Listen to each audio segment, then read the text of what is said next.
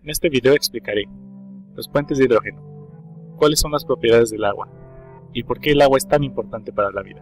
Sabemos que el agua es necesaria para la vida, ya que existe evidencia de esto. Se cree que la vida surgió en el planeta hace 3.5 mil millones de años, justo después de que ésta se enfriara y comenzara a haber agua en la superficie del planeta.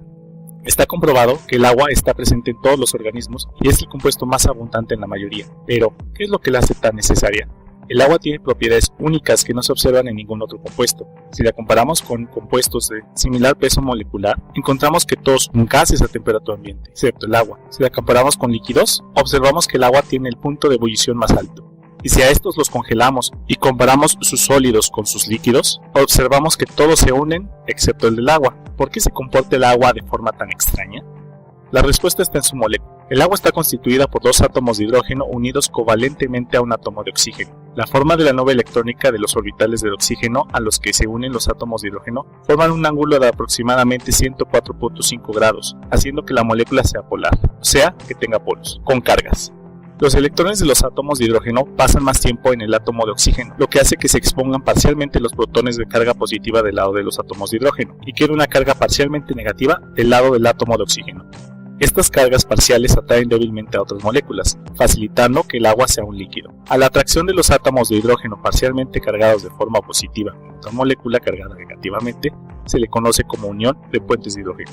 En el agua a temperatura ambiente, estos enlaces se forman y destruyen constantemente, a lo que se le conoce como agrupaciones parpadeantes. Otro dato curioso es que el agua es el único compuesto que se encuentra en la superficie del planeta en sus tres estados de la materia de forma natural, esto es por sus propiedades únicas. Una de ellas es que esta sirve como termostato manteniendo la temperatura relativamente constante a pesar de los cambios drásticos. Nos podemos dar cuenta cómo en los desiertos donde hay poca agua, el clima es muy extremoso. Al absorber y almacenar grandes cantidades de calor, el agua previene cambios drásticos de temperatura. Es necesario poner en vigoroso movimiento a las moléculas de cualquier sustancia que se quiera elevar su temperatura. El agua, al tener sus moléculas unidas con enlaces de puentes de hidrógeno, requiere que estos se rompan, para lo que es necesario cantidades considerables de calor. A esta propiedad se le conoce como calor específico. Nos podemos dar cuenta del alto calor específico del agua cuando tratamos de vaporizarla, ya que es necesario romper con todas sus fuerzas de atracción. Incluso a los 100 grados centígrados se sigue observando un número elevado de puentes de hidrógeno, por lo que se requiere de una cantidad enorme de calor para cambiar el agua de estado líquido a gaseoso. A esta propiedad se le conoce como calor latente de vaporización. Cuando desciende la temperatura, las moléculas del agua, al igual que las de los otros líquidos, comienzan a acercarse unas con otras, volviendo al compuesto más pesado y denso. Una vez que la temperatura desciende por debajo de los 4 grados centígrados, las moléculas del agua comienzan a alejarse volviendo al agua más ligera. A los 0 grados centígrados, los enlaces de hidrógeno se hacen tan rígidos formando figuras geométricas, principalmente dodecaedros, los cuales se llaman clatratos, donde existen grandes espacios vacíos haciendo que el hielo sea menos denso que el agua líquida, y por consiguiente flote en esta.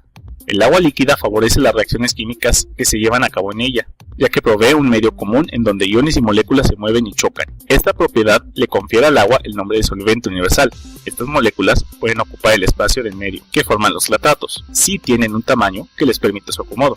Por ejemplo, si a un recipiente se le agregan 2 vasos de agua de 500 mililitros cada uno, se obtendrá 1 litro de agua, pero si se agrega un vaso de agua y un vaso de alcohol de 500 mililitros cada uno, la mezcla no llegará al litro. Esto es porque las moléculas del alcohol se acomodan dentro de los clatratos. Además de esto, en el agua se puede disolver iones y moléculas polares. A estas se les conoce como hidrofílicas, ya que tienen mucha afinidad al agua. Un ejemplo de moléculas hidrofílicas es la sal de mesa, el cloruro de sodio. Cuando se agrega al agua, el lado negativo de la molécula del agua es atraído a los iones de sodio y el lado positivo es atraído a los iones de cloro. El agua disminuye la fuerza electrostática entre los iones, de tal forma que ocasiona que estos se separen. A este fenómeno se le conoce como formación de capas de solvatación.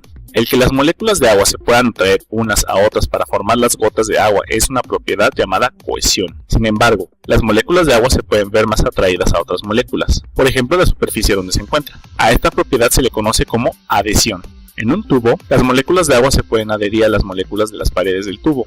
Si el tubo es lo suficientemente estrecho, la fuerza con la que se empujan las moléculas del agua unas con otras hará que el agua suba, ya que en la superficie no existe fuerza suficiente que empuje las moléculas hacia abajo, pero sí hacia arriba. A esta propiedad se le conoce como capilaridad. El agua es indispensable tanto para plantas y animales como para todos los seres vivos. Esto gracias a todas sus propiedades. El agua, en su estado líquido, facilita procesos vitales de todo ser vivo, ya que favorece reacciones químicas. Inclusive se cree que el medio interno es muy similar a la superficie del planeta cuando surgió la vida. Todas estas reacciones que favorece el agua crean una gran cantidad de calor. Sin embargo, el agua, por tener un alto calor específico, ayuda a los seres vivos a mantener una temperatura constante. Muchos organismos multicelulares también mantienen su temperatura al emitir vapor de agua, ya sea por la evaporización del sudor o el vapor que sale por la respiración. El agua, al romper sus enlaces de hidrógeno y evaporizarse, absorbe toda esta energía en forma de calor.